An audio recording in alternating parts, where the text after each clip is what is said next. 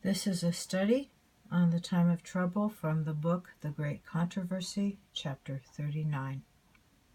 This is part 1. Chapter 39, the time of trouble.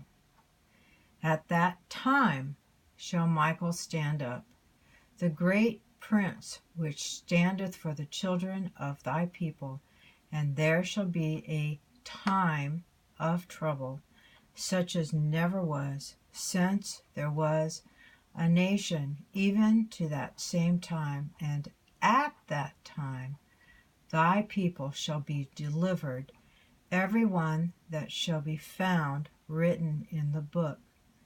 This is from Daniel 12, verse 1. This is also quoted in page 613, paragraph 1 of The Great Controversy.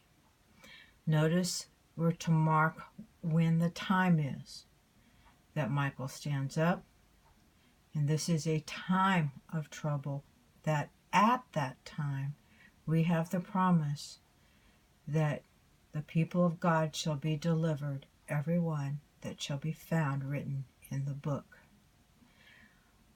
When the third angel's message closes, mercy no longer pleads for the guilty inhabitants of the earth. The people of God have accomplished their work. They have received the latter rain, the refreshing from the presence of the Lord, and they are prepared for the trying hour before them. This is from paragraph 2. These things are promises. Angels are hastening to and fro in heaven. An angel returning from the earth announces that his work is done. The final test has been brought upon the world. The final test.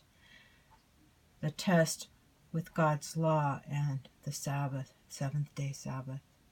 The final test has been brought upon the world, and all who have proved themselves loyal to the divine precepts have received the seal of the living God. This is continuing with paragraph 2. Then meaning when the final test comes and God's people have proved themselves loyal to the divine precepts, showing that they have received the seal of God, then Jesus ceases his intercession in the sanctuary above. He lifts his hands and with a loud voice says, "It is done." And all the angelic host lay off their crowns.